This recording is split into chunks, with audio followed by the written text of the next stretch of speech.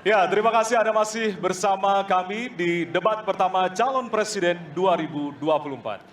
Di segmen ini kami akan melanjutkan mengundi pertanyaan dari fishball dan akan dijawab dengan mengambil pertanyaan dari fishball tersebut seperti segmen sebelumnya.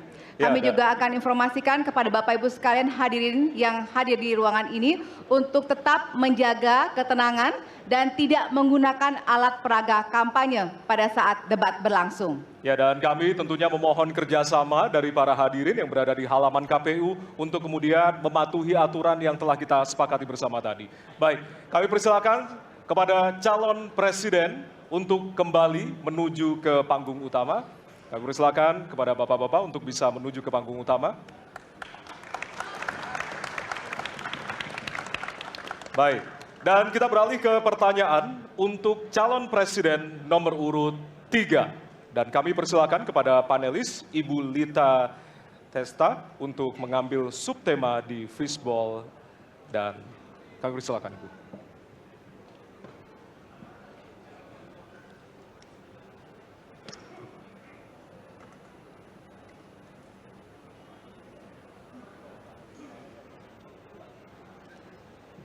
Ya, dan untuk temanya adalah pemberantasan korupsi.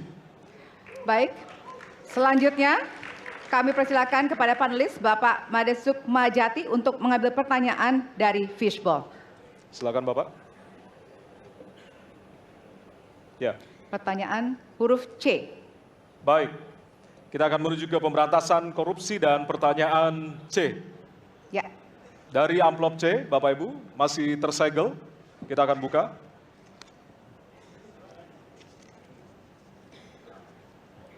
Pertanyaan untuk subtema pemberantasan korupsi.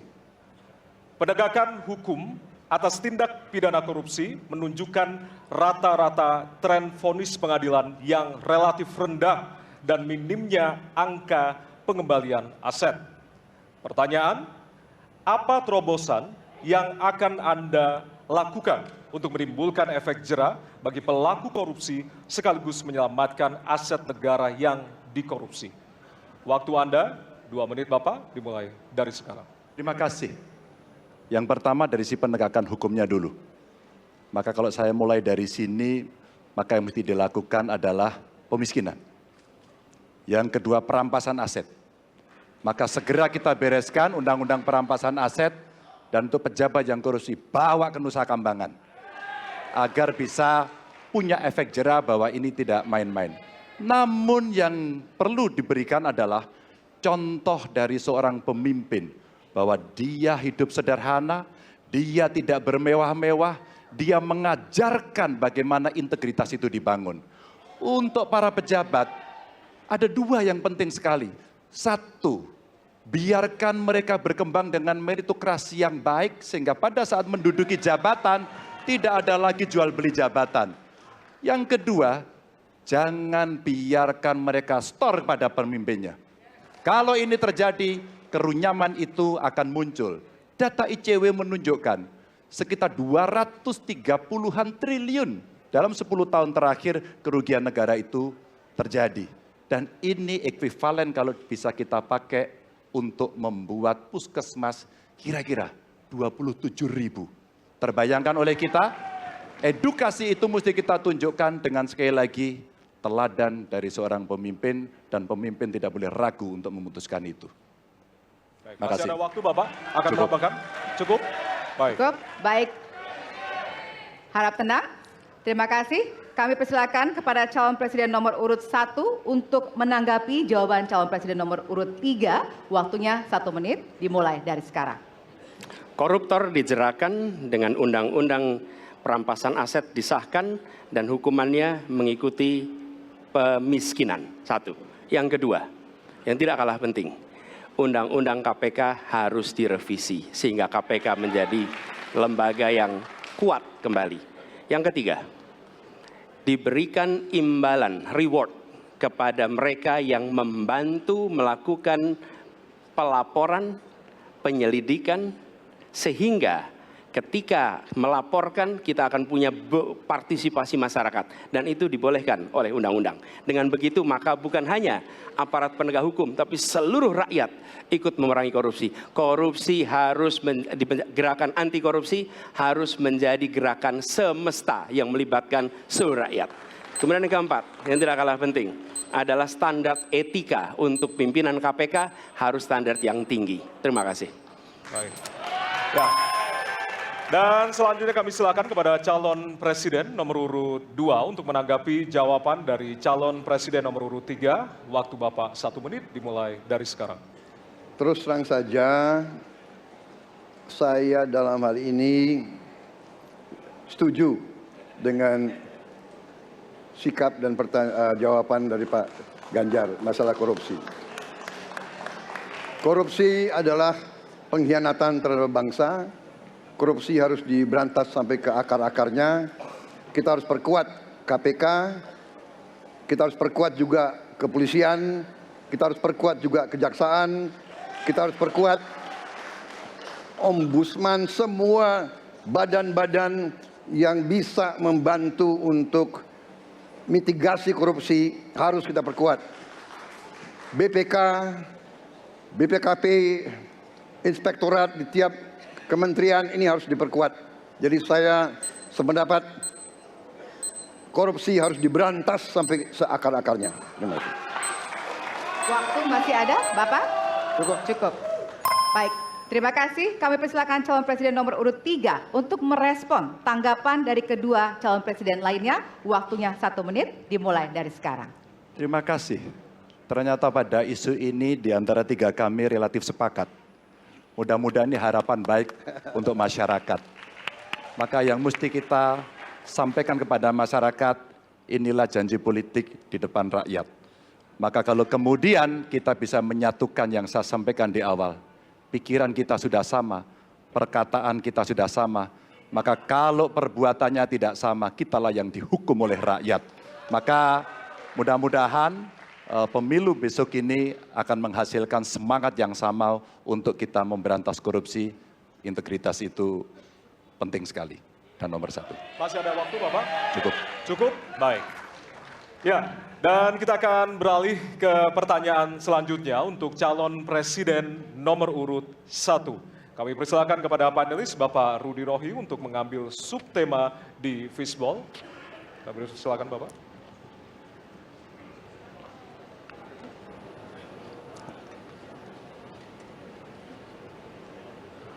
Diperlihatkan kepada kami semua, Bapak. Apa? Baik, temanya adalah penguatan demokrasi. Baik. Baik, selanjutnya kepada panelis Ibu Susi Dwi Haryanti untuk mengambil pertanyaan dari fishball. Hurufnya adalah A. Penguatan demokrasi dengan amplop A. Baik. Masih tersegel Bapak Ibu? Kita akan langsung buka.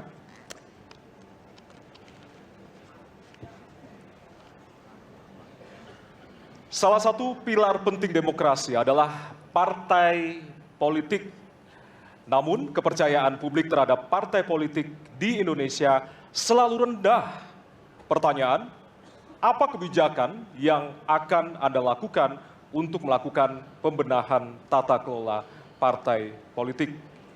Waktu untuk menjawab 2 menit dimulai dari sekarang. Saya rasa lebih dari sekedar partai politik. Rakyat tidak percaya kepada proses demokrasi yang sekarang terjadi. Itu jauh lebih luas dari sekedar partai politik. Ketika kita bicara demokrasi, minimal ada 3. Minimal 3 nih. 1 adalah adanya kebebasan berbicara. Yang kedua, adanya oposisi yang bebas untuk mengkritik pemerintah dan menjadi penyeimbang pemerintah. Yang ketiga, adanya proses pemilu, proses pilpres yang netral, yang transparan, jujur, adil. 3. Dan kalau kita saksikan akhir-akhir ini, 2 ini mengalami problem. Kita menyaksikan bagaimana kebebasan berbicara menurun, termasuk mengkritik partai politik. Dan angka demokrasi kita menurun, indeks demokrasi kita. Bahkan pasal-pasal yang memberikan kewenangan untuk digunakan secara karet kepada pengkritik, misalnya Undang-Undang ITE atau pasal 14, 15 Undang-Undang nomor 1 tahun 1946. Itu semua membuat kebebasan berbicara menjadi terganggu. Yang kedua, oposisi. Kita saksikan minim sekali adanya oposisi selama ini. Dan sekarang ujiannya adalah besok. Bisakah pemilu diselenggarakan dengan netralitas, dengan adil, dengan jujur? Ini ujian ketiga. Jadi, persoalan demokrasi kita lebih luas dari segala persoalan kepada partai politik. Nah, bagaimana untuk partai politik sendiri? Partai politik baru mengembalikan kepercayaan. Tapi di sini ada peran negara. Menurut saya salah satu masalah yang mendasar partai politik ini memerlukan biaya. Dan biaya politik selama ini tidak pernah diperhatikan di dalam proses politik. Untuk kampanye, untuk operasional partai, semua ada biayanya. Sudah saatnya pembiayaan politik itu dihitung dengan benar. Ada transparansi, sehingga rakyat pun melihat ini institusi yang bisa dipertanggungjawabkan. Jadi salah satu reformnya adalah reform pembiayaan politik oleh partai politik. Terima kasih. Baik. Waktu sudah habis, terima kasih. Kini kami persilakan calon presiden nomor urut 2 untuk menanggapi jawaban calon presiden nomor urut 1. Waktunya 1 menit, dimulai dari sekarang. Mas Anies, Mas Anies. Saya berpendapat Mas Anies ini agak berlebihan. Mas Anies mengeluh tentang demokrasi ini dan itu dan ini. Mas Anies dipilih jadi gubernur DKI menghadapi pemerintah yang berkuasa. Saya yang mengusung Bapak.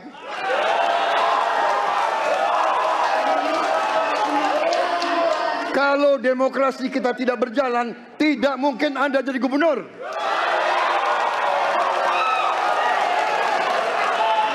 Kalau Jokowi diktator, Anda tidak mungkin jadi gubernur. Saya waktu itu oposisi, Mas Anies. Anda ke rumah saya, kita oposisi, Anda terpilih. Waktu habis, Bapak. Harap tenang, Bapak Prabowo. Baik, para pendukung, kami mohon untuk tenang, para pendukung. Para pendukung, Baik. harap tenang. Kita akan lanjutkan Ya. dialog kita. Harap tenang, hadirin, harap tenang. Kami sampaikan kembali, hadirin harap tenang. Apabila tidak tenang, maka debat tidak dapat dilanjutkan. Ya, kami mohon kerjasamanya kepada para hadirin yang berada di halaman gedung KPU untuk bisa menaati aturan yang telah kita sepakati bersama. Ya.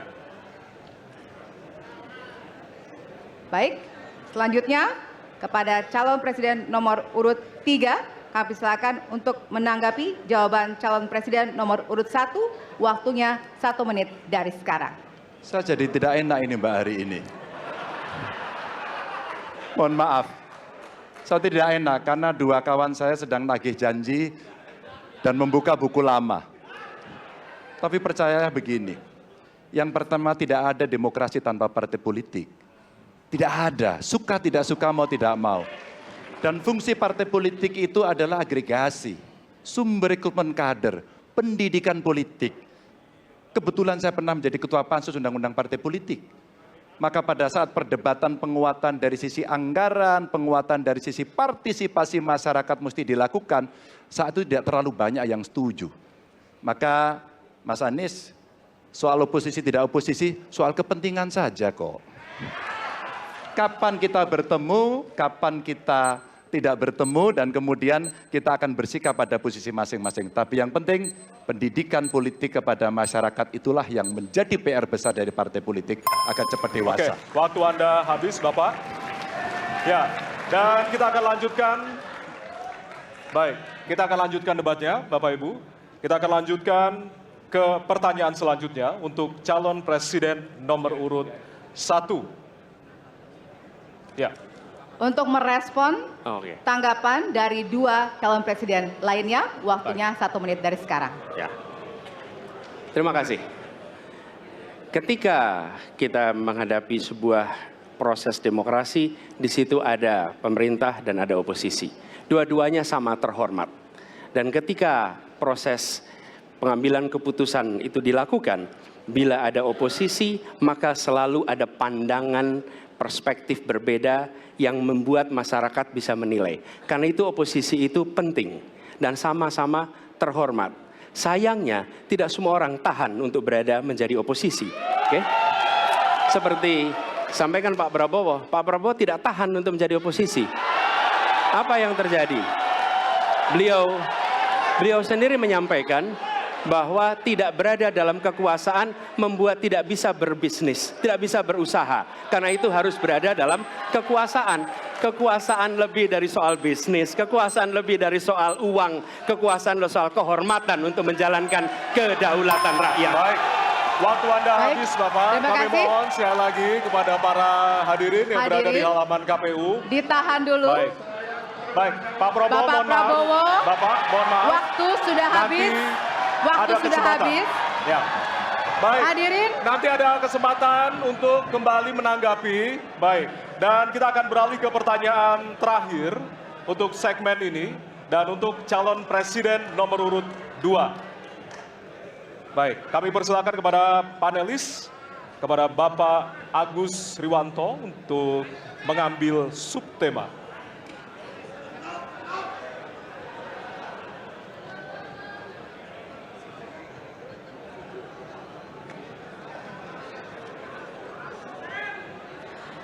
Kami mohon kepada hadirin untuk tenang, untuk menjaga kelancaran debat.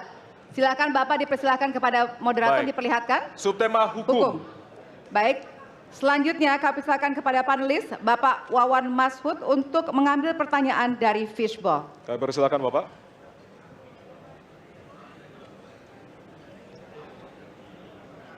Baik. Amplop A. Amplop A, silakan. Ya, masih tersegel, kita akan buka.